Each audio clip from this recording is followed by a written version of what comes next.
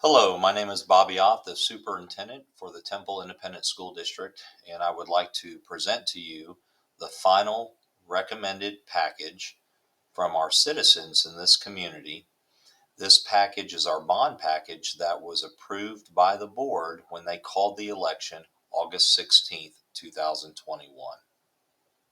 So I'd like to begin with Temple ISD's long-range planning timeline. This began 10 years ago in 2011, and as you can see on the far left slide, we're at $1.28 as far as our tax rate's concerned. That year, Temple ISD adopted its very first facilities master plan. It's a comprehensive document that takes us into 10 years, which is where we are currently at 2021. The total cost of that document was around $250 million. We took our first strike at it that year and passed a bond of $55 million. Fast forward 2 more years, and Temple ISD passed a tax ratification election, and that isn't used to build buildings, that's used to support our programming, such as school buses, library collections, technology, and so forth. And then you can see that raised our taxes, or our tax rate, by 8 cents. 2 years later, we went out and passed successfully, because of you, a $136.5 million bond. That was another strike at that $250 million facilities master plan.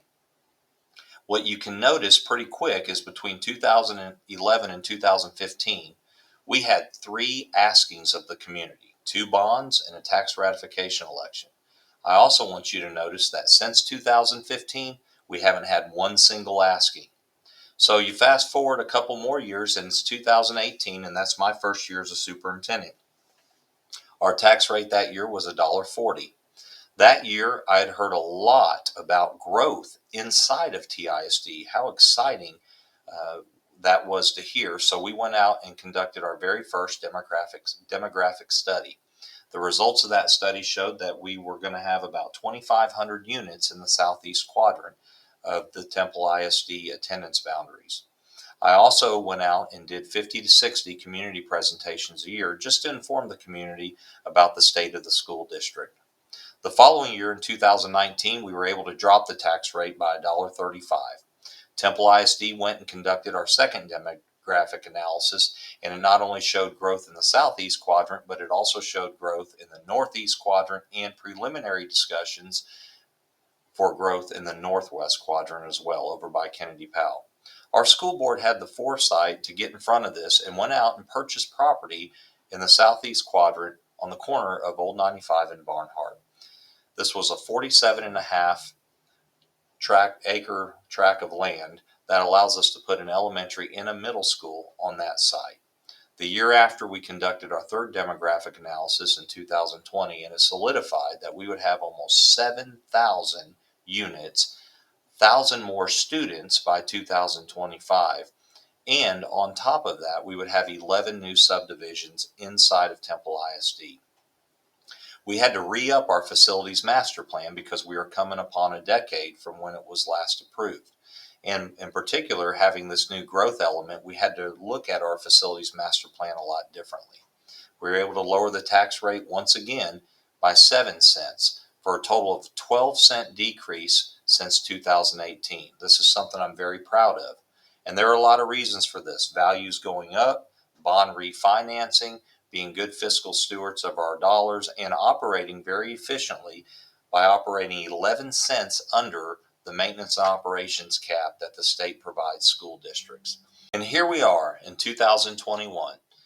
We adopted the new facilities master plan. We've completed all the 2015 bond projects with the most recent completion of Meredith Dunbar's rededication. We've launched a video series of all the completed projects that you can find on our website. And because of the work with our citizens and the 3 community engagement sessions over the summer, our school board has called an election that will run November 2nd. And here's a couple of the highlights, and I mentioned a few of them already, but these came out of our demographic analysis.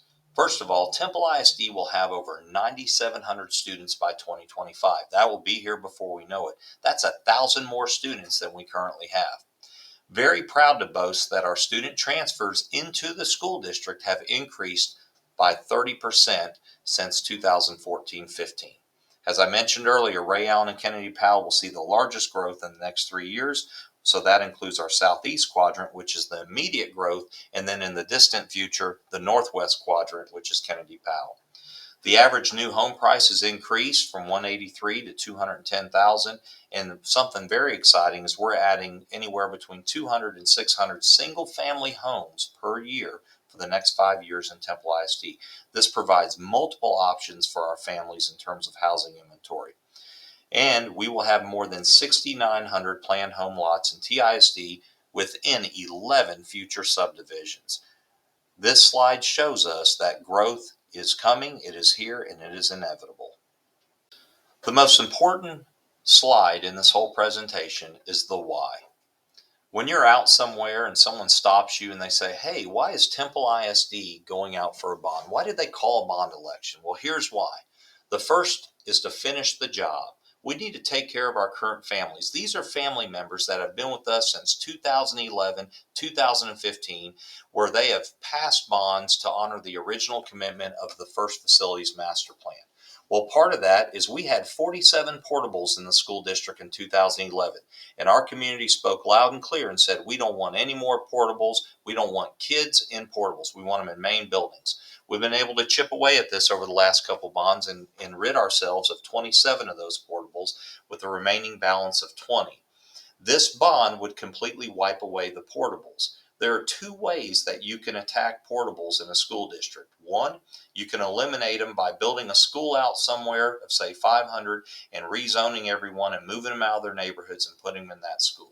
Or two, you can go to those specific campuses and replace the portables with permanent wings that are attached to the main building that allow kids to stay in their neighborhoods. Plus, this is a more economical approach. Next, security vestibules. What is a security vestibule? This is where you walk into one set of exterior doors and then you have to be buzzed in through another set before you can enter the building. This is a safety and security feature. This is something our school district, or our community rather, wanted, and we have them installed in every single campus but three: Ray Allen, Hector P. Garcia, and Kennedy Powell. This would finish that and make sure that all of our campuses have the same safety standards. Next, Wildcat Stadium renovations. We have put $36 million into CTE, 24.5 into fine arts, and 13 into athletics in the last two bonds. Wildcat Stadium was built in 1965, and there are plenty of pieces of that stadium that have not been renovated since, i.e. the bathrooms, some of the fencing, the infrastructure under the track, seating, and so forth. So Wildcat Stadium renovations is definitely part of finishing the job. The last piece is renovate the food service and maintenance facility building. This building houses school nutrition, grounds, warehouse, and maintenance. This is a facility that was built in the 50s and today stands without heating and air conditioning. We would certainly want to make sure that the folks that take care of our schools also are in a facility that's taking care of them, and make sure they're in a facility that meets standards. Next, program equity. This also takes care of current families. We have 4 bellwether programs in Temple ISD. Advanced academics, which that's taken care of through core classroom renovations, fine arts, athletics, and career tech. In fine arts, we have a few gaps or things that need to be taken care of. Sure, we just finished the fine arts complex in 2020, but some of our auditoriums at Meredith Dunbar and at the high school have some work that need to be done. Middle school, as far as athletics, we have no competition fields. This is a program gap that we have. And then in CTE, sure, we opened a new facility in 2018. We took care of every single program minus ag. Ag is a program that's growing, and it is actually located away from the high school, and it's on site, but it's actually away from the main CTE building, and it would certainly need to be redone. It hasn't been redone at all. And then growth, what I talked about earlier, welcoming our new families. Per the demographic analysis, this would require 14 classrooms across 4 campuses. That would be 2 at Kennedy Powell, 4 at Scott, 4 at Temple High School, and 4 at Bonham Middle School, because Bonham is the middle school located closest in the southeast quadrant. And then building that brand new elementary school. That is very exciting. This is something Temple ISD hasn't done since the late 90s. We have not added a school to the school system. So this is our 2021 bond timeline. We started this entire process, obviously, several months ago when we conducted our facilities master plan. But in March, we also put out a bond feasibility survey to the community, and this was even after the Temple College bond was called. And we put two numbers in that survey. One was 136 million and one was 185 million. And it came back favorable. Both numbers did, in support of a bond for TISD. And this was actually before people even knew what projects were going to be included. We had a 57% favorability on the $185 million bond. I will tell you, for me, I felt like that our response was to make sure that we would not exceed $185 million in any bond proposal that went to the board, so we could be consistent with the community. So we started this in June 17th. This was the very first community engagement session we had. This session had about 140 participants. It was very well attended at the Mayborn Center, and I actually had to get everybody caught up. You know, we haven't had an asking in 6 years, 5.5, 6 years. So I had to sit down with everyone and share all the data, the new facilities master plan, the demographic analysis, our bond capacity, where are we at in terms of bond capacity, and the long range plan. The second community engagement meeting at the Mayborn Center, once again, was July 8th. We had about 110, 120 participants at this meeting, very well attended. In this particular meeting, and it was open to the public, by the way, in this particular meeting, we had all the projects in the facilities master plan. We had them all out. We had a chance to go out and describe those projects to the community. We had the costs out there so they could see them and all of the needs. And after the presentation, the community had a chance to go ahead and rank the bond packages. Not just the people in attendance, but this presentation's been on our website, and we pushed the survey link out. It was on our website as well, and we kept the survey window open until July 20th. We had several respondents from that. In fact, over 300 plus respondents to this survey that ranked the projects. Then, based on those rankings, we came up with two bond packages to go back out August 4th to the community. Once again, we had over 100 participants and presented both packages and allowed the community, not just the members that were there, but ones that weren't there, the opportunity to go ahead and rate each of those packages. And based on those ratings, one of them rated 4.7, which was the reduced scope package, and I'll explain that a little bit later, and then the reduced projects package rated 2.0. So it was a very clear result from the community for the citizens to go present to the board the reduced scope package. That was presented August 16th by a group of citizens. They presented it to our board, and the board called the bond election. So since that time, I'm presenting all over the place. In fact, I started August 17th at the Kiwanis Club, and will be presenting nonstop all the way to the election day, November 2nd. So what I would like to do now is I want to actually take what the citizens presented to our school board and present it to you, the community. And this is what I'll be doing on my presentations out in various parts of the community, including in different neighborhoods as well. But this is the citizens' recommendation, the reduced scope. This package included all the projects, but reduced the dollar amounts to get us under 185 million, as opposed to the reduced projects bond recommendation, which would have eliminated 7 different projects. But this was the citizens' choice, and as I've said before, and I'm going to say it again, the job of a bond in setting the expectations in a bond comes from the community, not the school administration. The job of school administration is to execute. So you are going to get the recommendation that came from our citizens. So back to our 4 containers. Remember, we took our facilities master plan and we broke every project down. They fell into one of four containers: growth and capacity, safety and security, facility master plan project improvements. Those are basically renovations, and equity and programs. All of this very, very consistent with our why slide. So this presentation will be broken down by these four containers to help the community and anybody watching this have an easier and better understanding of our bond package. So the first container is growth and capacity. And I've talked about this already, but here are the price tags associated with it. And this is all part of the bond package that is now on the table for vote. New elementary campus in the southeast quadrant. This campus would be on the land that's already purchased. That land is not in the bond. We've already purchased it. And this is a campus that would probably be anywhere between 800 and 900 students. And then the 14 classrooms I talked about earlier, 2 at Kennedy Powell, 4 at Scott, 4 at Bonham, and 4 at Temple High School. Pay particular attention to Scott and Bonham, because not only do you have 4 classrooms, but you also have some other areas that we have to expand. You see, when you start adding 100 more students to a campus, which would be 4 classrooms or more, you have to start looking at, per architect standards, unstructured spaces like cafeterias, dining areas, libraries, parking lots, for example, gyms. Well, if you don't, you're going to have to start serving lunch at 8:30 in the morning to get everybody through. So that's why you see kitchen and dining and so forth in Scott and Bonham. Now, at Scott, you don't see library because we took care of that in the 2015 bond. At Temple High School, we would add 4 classrooms to the newer science wing in the very back of the high school.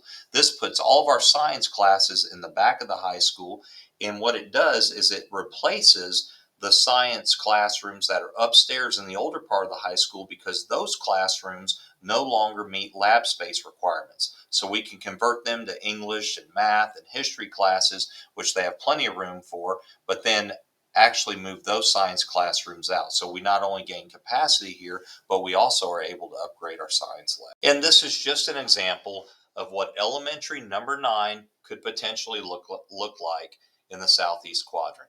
To the right, you actually see the property where Barnhart is up on the north side, and then you see on the south side Canyon Creek, and Old 95 actually runs north and south. Our elementary school would be up closest, and then the back part of the property would be for a later middle school. Now on to facility master plan project improvements. First is that facility that I told you it was built in the 50s with no HVAC, the Auxiliary Services Center. This is an opportunity to replace and renovate that entire facility on the block. For location purposes, this facility is on 5th Street between Avenue E and F, on both the left and the right side of 5th Street. You'll see school nutrition, maintenance, warehouse, and grounds. These are the folks that fed our families during COVID 7 days a week. When folks lost jobs and had hours reduced and fell on hard times, these are also people that were responsible for keeping schools open all last year by working the enhanced cleaning package and making sure to disinfect our schools. These are also folks that have repaired pipes during the snowstorm. You name it, you cannot run a school district without these very critical services. These folks are the backbone of the school district, and it is time to make sure that their facility meets standard. Transportation Service Center, this would be another place where we would have renovations at the current site. This place currently has a couple portables. We would renovate. We would make sure that they're permanent structures. These are the folks that were driving around elderly folks during the snowstorm, making sure they got to warm shelters, taking care of our community, getting people to medical appointments, also getting animals to veterinarian appointments. They're a critical part of any school district. Athletic training complex. I mentioned this earlier. We built our career tech complex. That was $36 million out of the 2015 bond that opened in 2018. We opened our fine arts complex. That was paid for out of 2015 bond, $10 million, opened in 2020. So our next program is athletics, having a training complex that would have conference rooms, training rooms, weight room, injury prevention rooms, locker rooms, so forth. And then Wildcat Stadium renovations, and you can see all the listed repairs there, from seating to fencing to structural concrete repairs and so forth. And this is a rendering of what the new auxiliary service center would look like. That van that's pulling in, that is actually Fifth Street that it's going to be pulling in on. And it's on Avenue E currently. But this whole facility would be a brand new facility, and it would be an opportunity to partner with the city of Temple through the reinvestment zone, because there's a lot of investment going on downtown, and this can bleed into going down the bridge on 3rd Street into this area, and Connect has a hub going into the T-Med development that's further south. What a wonderful opportunity to invest in the east side of our community and to also take care of our aging facilities. All right, this is the next slide. Still the same container, Facility Master Plan Project Improvements. First thing up is the Temple High School 9th grade center parking lot. We would resurface that and demo the old Edwards Academy because that no longer is used with students. At Wheatley, that's our discipline alternative school. We have done put in a new elevator there. We have also put in new windows, but we haven't done anything with respect to classrooms in the last several bonds or the halls or the lighting and so forth. So we need to get those classrooms up to standard. Digital marquees, we have them on every single campus except for Temple High School and Edwards. And then restroom upgrades, one of the highest ranked projects by the community to upgrade the restrooms at these facilities here. And then the campus infrastructure improvements and replacement cycles. So by the community's request, they asked for this to be detailed. And what you will see in this next slide here is that we listed every project, every campus, and the dollar amount and the number of classrooms affected. These are the things that you have to do to keep your campuses going so you can get as much life out of them as possible and maintain a high quality standard. Our next container is safety and security. Right out of the gate, we have 7 remaining campuses that we need to update the fire suppression system and alarm upgrades. So those are listed there: Hector P. Garcia, Ray Allen, Western Hills, Bonham, Temple High School, Edwards, and Wheatley. We would also upgrade our security cameras at the middle school. We already took care of high school a year and a half ago, and elementary would be next in the queue, but we don't have to do all the cameras at once. We can kind of chip away at this. Add a redundancy site for technology. This would be housed at Bonham Middle School, and this basically allows us to have multiple points of failure, so that way all communication links and lines don't go down if we have a single event. And then sidewalk pavement and lighting improvements at Meredith Dunbar, Temple High School, and Edwards Academy. Next, removing portables. Remember, this was a big one that the community wanted to see happen. If you look, that is where all 20 portables are located at those campuses: Hector P. Garcia, Kennedy Powell, Ray Allen, Cater, and Western Hills. We would replace, at all those campuses, we would replace the portables with permanent wings except at Cater. What we would do there is a rezoning effort in the southeast quadrant, and the new elementary school would absorb some of the students there. Security vestibules is next at the 3 remaining campuses: Kennedy Powell, Ray Allen, and Hector P. Garcia. Perimeter fencing at Temple High School, and exterior door access control at the elementary. You notice only 4 campuses, and that's because they're already pre-wired. It's the 2 newest ones, Jefferson and Thornton, are the newest builds, and then Western Hills and Scott Elementary, because we've redone those front entrances, so they've been pre-wired. This gives us a chance to pilot this and kind of go into it with baby steps instead of going into it as a whole district-wide event, and allowed us to reduce the scope so we can get under the dollar amount we needed to. The next container is equity and programs. We're going to start with middle school athletic facilities. We do not have competition fields at Travis, Lamar, and Bonham. This would give us an opportunity to have real competition fields there, and also renovate practice gym and add weight room at Travis, and do locker room upgrades at Bonham at Lamar. At that point, all 3 middle schools will have completely upgraded and equitable athletic facilities. At Bonham and Travis, we have the opportunity to actually add middle school tracks because we have the site space. So we would add tracks at Bonham and Travis. And keep in mind, our community here in Temple uses these facilities, unlike other school districts. So these are also walking tracks under the lights that would be accessible to our community as well. Lamar doesn't have the site space, so they would continue to use the stadium and the field over at in the track over at Temple High School. They would have a field, but they'd use the track at Temple High School.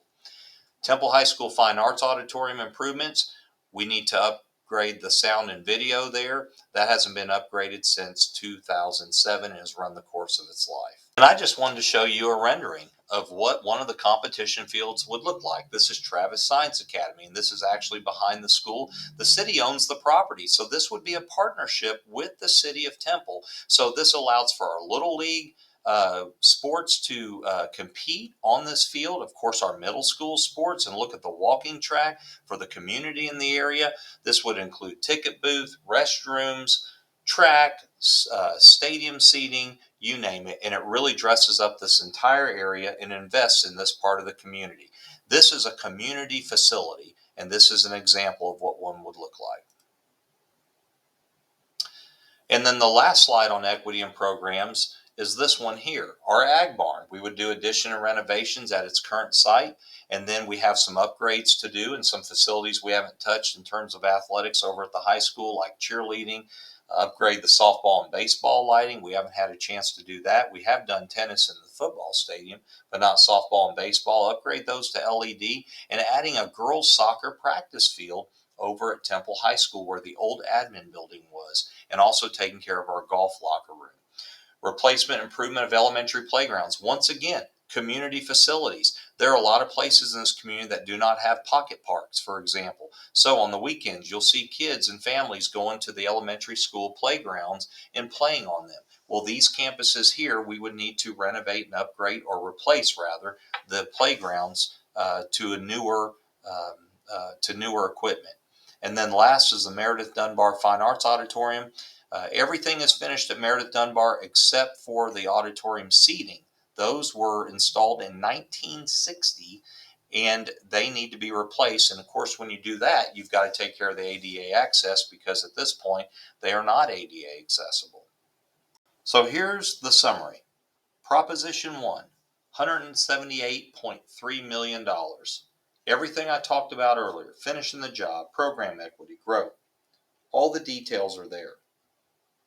By law, if you do anything to a stadium that's over 1,000 spectator venue, you have to put that in a separate proposition.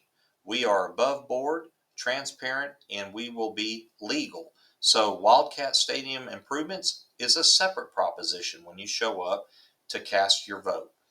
It is $6.6 million to handle those. So here's what it looks like in terms of a breakdown. Total cost of Prop 1, as I mentioned earlier, $178,300,000. That is a 12-cent tax increase. Stadium Proposition 2 for Wildcat Stadium, $6.6 million. It's not even a penny. It's a half a cent tax increase. Total bond package, voting for both of them would be $184.9 million. It's under $185 million. Total tax increase, 12.5 cents. On a $100,000 valuation of a home, monthly it's $10.42, and annually it's $125. So if it's a $200,000 home, obviously you would double that amount to $250 annually. 65 and older, there's no tax impact. That's a reminder that I have to put in there. But in my mind, being interested in your school district, it doesn't matter your age. It's very important for everybody. So what does $1.28 mean? That's our current tax rate. And by the way, it's our current tax rate, but in 3.5 weeks, we're going to drop it again another 3.5 cents. I'm just going to tell you that's about 16.3 cents in the last 3 years that Temple ISD will have dropped their tax rate. But if you look here, at this moment, we're at $1.28. Are we at the very bottom? No. Are we at the very top? No. We're somewhere in the bottom third. If you look at all the comparable school districts that we're around, we want to be better than average. If you add 12 cents to that tax rate, it puts us in the top third somewhere. So, voting information. Let me start by saying this. In order to vote in a November 2nd election, you must be a registered voter by October 2nd. There's an early voting window from October 18th to October 29th, and those are the sites listed there. And then, of course, the uniform election day is on November 2nd. For more information, you can please check the Bell County website for sites and addresses. Now, one thing I always like to do when I talk to the community is I like to give them an update on the previous year. So I want to start with this slide here. I want to remind you this was a year during COVID, but Temple ISD really excelled. We were a finalist for the TASB School Board of the Year. We were named top 5 school boards in all the state of Texas. Very proud of our school board members. We also had the Region 12 Elementary Teacher of the Year right here in Temple. Our K through 12 IB program was completely recertified. That's Scott Elementary, Travis Science Academy, and Temple High School. In fact, at Temple High School, we had a 100% IB diploma program graduation rate in comparison to the world average of 88%. Our students earned 531 college hours. That's 177 classes. They earned them through AP and IB, our advanced academics program. That passed on a total savings to our families of $146,000. We had 184 career tech industry level certifications that were earned. That is double what was earned the previous year. And we had over 120 students compete at the state or national level in fine arts, athletics, and CTE. This is double what we had the previous year as well.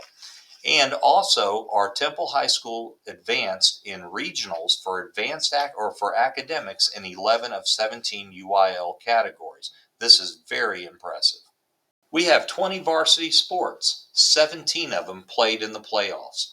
Our marching band won the region, and we had state qualifiers in theater, visual arts, choir, and orchestra. Our kids did fantastic, and I am so proud of them and our parents for their commitment. We completed every single one of our 2015 bond projects promised to the community on time. We updated our facilities master plan and lowered the tax rate this last year 6.71 cents for an estimated 3-year total drop of 16.3 cents. Our finance department won 2 state and 2 national awards. We provided free meals to all elementary students, and that in turn became secondary students as well toward the middle of the year and end.